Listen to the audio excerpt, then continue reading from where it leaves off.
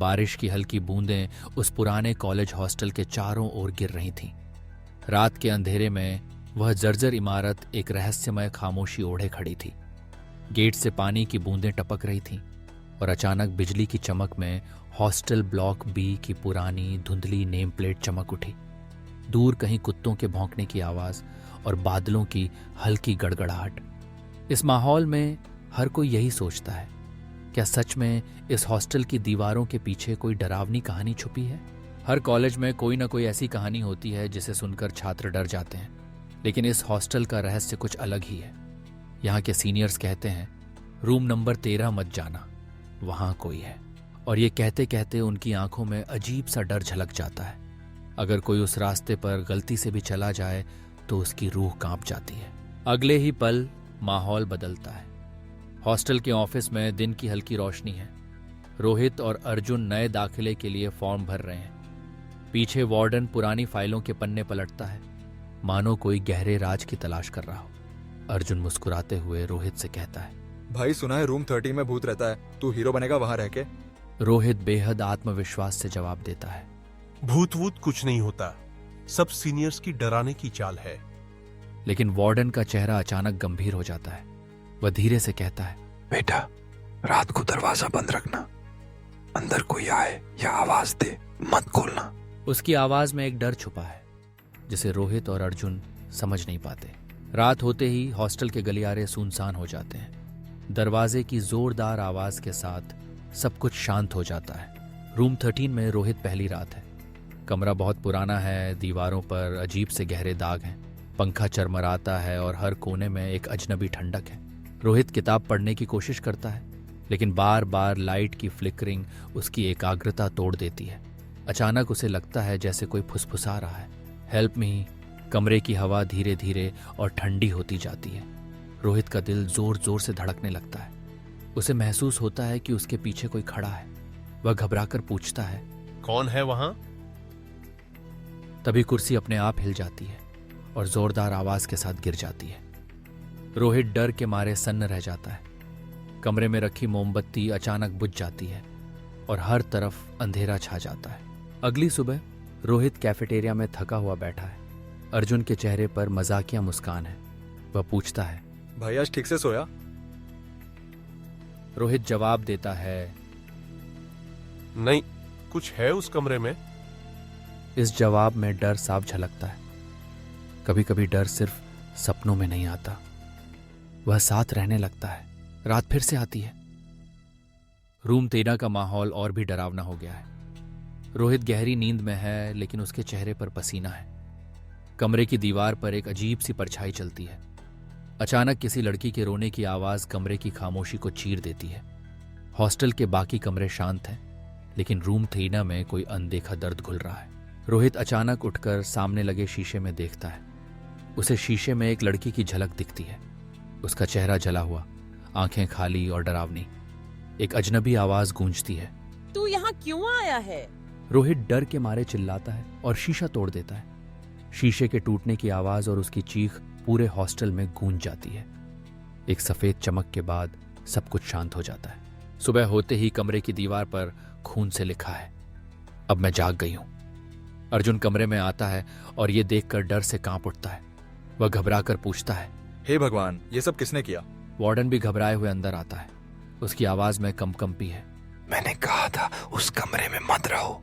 कई साल पहले मीरा नाम की लड़की यहाँ जिंदा जलाई गई थी, किसी ने उसे बांध रखा है। कमरे में एक गहरा डर फैल जाता है। दीवार पर खून के अक्षर धीरे धीरे फैल रहे हैं। वार्डन की बात सुनकर रोहित और अर्जुन दोनों सन्न रह जाते हैं। हॉस्टल के गलियारों में एक अजीब सी सरसराहट है, जैसे कोई अनदेखी आत्मा वहां घूम रही हो। रात फिर आती है। इस बार कमरे में वार्डन, अर्जुन, रोहित और एक तांत्रिक मौजूद हैं। कमरे की दीवारों पर अजीब से प्रतीक बने हैं और दीपक जल रहे हैं। तांत्रिक गहरे स्वर में बोलता है, ये आत्मा यहाँ फंसी नहीं, बांधी गई है, अब इसे मुक्त करना ही पड़ेगा। अचानक रोहित के अंदर से मीरा की आवाज आती है, मुझे मत निकालो, वो फिर से आएगा। कमरे में मंत्रों की आवाज गूंजने लगती है। हवा अचानक तेज हो जाती है, चीजें कांपने लगती हैं। रोहित का शरीर कांपता है, उसकी आंखें पलट जाती हैं। तांत्रिक जोर से चिल्लाता है, ओम नमः काली, और त्रिशूल उठाकर हवा में वार करता है। एक तेज प्रकाश फैलता है। कमरे में हर कोई डर के मारे पीछे हट जाता है। अचानक सब कुछ शांत हो जाता है। सुबह का उजाला कमरे में आता है। रोहित जमीन पर बेहोश पड़ा है। तांत्रिक धीरे से धूप जलाता है और कहता है, आत्मा गई नहीं, बस सो गई है। उसकी आवाज में चेतावनी है। रूम 3 को बंद कर दिया जाता है। हॉस्टल के गलियारे में ताले की आवाज गूंजती है, लेकिन कहते हैं हर नई बैच में कोई ना कोई उसकी चाबी पा ही लेता है। कमरे के बाहर से धीमी फुसफुसाहट आती है, मुझे बाहर निकालो। डर अब इस हॉस्टल का हिस्सा बन चुका है। क्या आप अगली बार उस हॉस्टल के गेट के पास से गुजरेंगे तो एक बार रुक कर सोचिएगा, क्या वाकई रूम 3 खाली है या वहां कोई इंतजार कर रहा है। एक और कहानी, एक और आत्मा, एक और डर। पुरानी इमारतें अपने रहस्य खुद में समेटे रहती हैं। उनकी दीवारों में, उनकी छतों के नीचे, उनकी गहरी दरारों में वो कहानियां छुपी रहती हैं जो कभी किसी ने पूरी तरह समझी नहीं। हॉस्टल का ये कमरा भी ऐसा ही है, जहां डर एक साया बनकर रहता है, जहां हर शाम एक नई आहट होती है, जहां हर रात कोई नया सपना टूटता है। क्या ये महज एक कहानी है या सच है? कॉलेज के नए बच्चों के लिए ये एक डरावना मजाक है, लेकिन जो यहाँ एक रात भी बिताता है उसके लिए ये सच बन जाता है। रूम नंबर 13 का ताला अब बंद है, लेकिन उसकी चाबी हर साल किसी के हाथ लगती है। कमरे में कदम रखते ही एक अजीब सी ठंडक महसूस होती है, जैसे कोई अदृश्य ताकत आपको देख रही हो। इस हॉस्टल की गलियों में हर कोई मीरा के नाम से वाकिफ है। किसी ने उसे देखा नहीं, लेकिन उसकी चीखें, उसकी आहटें, उसकी परछाई सबको महसूस होती है। कहते हैं कई साल पहले मीरा इसी कमरे में रहती थी। उसकी जिंदगी में कई सपने थे, लेकिन एक रात सब कुछ बदल गया। उस रात कमरे में आग लगी, लेकिन कोई जान नहीं पाया कि आग कैसे लगी। मीरा की चीखें पूरे हॉस्टल में गूंजी, लेकिन कोई उसकी मदद नहीं कर पाया।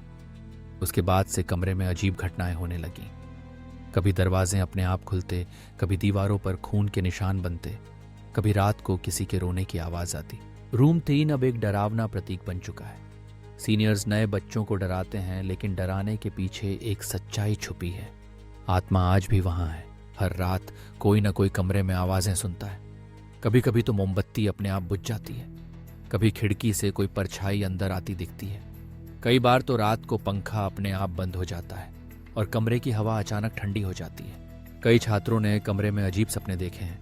किसी को मीरा की झलक दिखती है, किसी को उसकी चीखें सुनाई देती हैं। कई बार तो छात्रों ने महसूस किया है कि कोई उनके पीछे खड़ा है, कोई उनकी सांसों के साथ खेल रहा है। इस डर के बावजूद हर साल कोई ना कोई उस कमरे में रहने की हिम्मत करता है। कुछ लोग कहते हैं कि डर को हराना है तो उसका सामना करो, लेकिन रूम 3 का डर हर बार जीत जाता है। कई बार तांत्रिकों को बुलाया गया है, मंत्रों का जाप हुआ है, लेकिन आत्मा कभी पूरी तरह गई नहीं। तांत्रिक कहते हैं ये आत्मा बांधी गई है, इसे किसी ने रोका है, लेकिन सवाल ये है किसने, क्यों? मीरा की आत्मा आज भी इंतजार कर रही है किसी से कुछ कहने के लिए। उसकी चीखें दीवारों में गूंजती हैं, उसकी परछाई हर रात कमरे में घूमती है।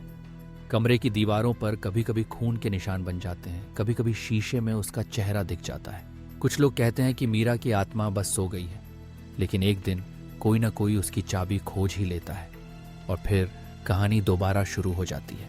अगर आप कभी उस हॉस्टल में जाएं तो रूम 3 के पास जाने की हिम्मत मत करना।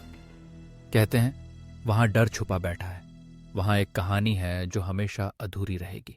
रात के अंधेरे में जब सब सो जाते हैं तो रूम 3 के ताले के पीछे एक फुसफुसाहट गूंजती है, मुझे बाहर निकालो। शहर की डरावनी कहानियों में ये हॉस्टल सबसे ऊपर है। हर कोई जानता है यहाँ के कमरे में कुछ है, कुछ ऐसा जिसे शब्दों में नहीं बताया जा सकता। कहानी यहीं खत्म नहीं होती। अगली बार एक और डरावनी जगह, एक और आत्मा, एक और रहस्य आपके सामने होगा। शहर की डरावनी सीरीज अगला एपिसोड द अबैंडन्ड सिनेमा। क्या आप तैयार हैं उस डर का सामना करने के लिए? क्योंकि कभी कभी डर सिर्फ कहानी नहीं होता, वह आपके साथ रहने लगता है। क्योंकि डर वहीं शुरू होता है जहां आप उसे महसूस करते हैं। अगर आपको हमारी कहानियां पसंद आती हैं तो कृपया लाइक, शेयर और सब्सक्राइब जरूर करें। आपकी एक छोटी सी प्रतिक्रिया हमारी मेहनत का सबसे बड़ा इनाम होती है। हम आपके लिए रात दिन मेहनत करते हैं ताकि आपको हर बार कुछ नया और रोमांचक सुनने को मिले। अगर आप हमें सपोर्ट करेंगे तो हमें और बेहतर कंटेंट बनाने की प्रेरणा मिलेगी। तो आगे बढ़िए, हमारे चैनल को सब्सक्राइब करें और हमें अपना प्यार दें।